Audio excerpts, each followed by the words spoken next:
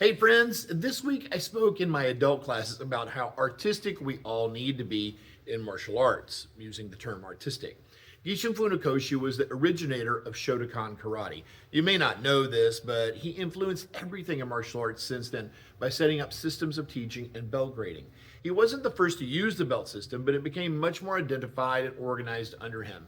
Now, when he died, his students decided to continue his teachings, and it has not changed even a little bit since that day. He was working on a new edition of the handbook when he passed. He was changing and improving it constantly, but it hasn't changed since then. Not what he wanted.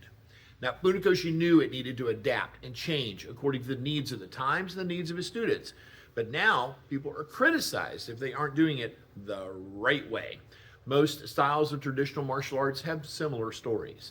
There have been many creatives who have improved and changed their system only to find themselves at odds with the organizing organizations of those particular martial arts systems. And it's a real shame because they're trying to make it better. Now, one of the first lessons I learned getting my degree in education was that we aren't teaching math, reading, social studies, science, phys ed, music, or art, or any subject. We're teaching children. Most of the classes I personally teach today are my adult students, but the lesson is the same, if not even more so with adults. I have students with MS, AFib, cardiovascular disease, arthritis, fibromyalgia, Tourette's, ADHD, fused vertebrae, bad neck, bad back, bad shoulder, bad knee, bad hip, etc., and on and on. Many are senior citizens, like me. Many have different issues that we have to work around. They need the same things from their training that children do, such as practical self-defense, exercise, flexibility, balance, self-discipline, confidence, perseverance, socializing, and fun. But if I try to teach my adult students those techniques only accomplishable by the young and superhuman, then they're going to get hurt or fail, and it's not going to help them at all, especially in the real world when someone's trying to hurt them. We don't teach martial arts, we teach people, and we teach them how to be the best martial artists that they personally can become. Some do no kicks, some do no ground fighting, some do only weapons training.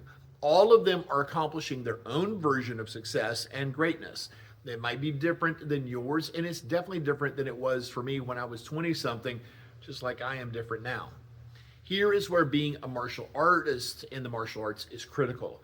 Let's say it like this. You're given some paints, you mix your colors, and you create something that is expressive, and it works for you. Here we give you a huge number of martial tools from strikes, kicks, blocks, stances, movements, balance drills, grab defenses, weapon defenses, grappling techniques, strike defenses, and combative sparring, weapons training, ground fighting, and agility. Woo! What you do with it is your martial art. Up until black belt, there isn't a ton of creativity yet. We're just trying to get you the foundation to use all the martial tools or to learn enough about all of them to choose the ones best for you. At black belt, it gets a lot more creative. Being a black belt is like writing a book. Earning a black belt is like sharpening your pencil. I personally love the expressiveness of someone who is creative in any art, but nothing speaks to my warrior soul like the martial artist doing their art. Grandmaster out.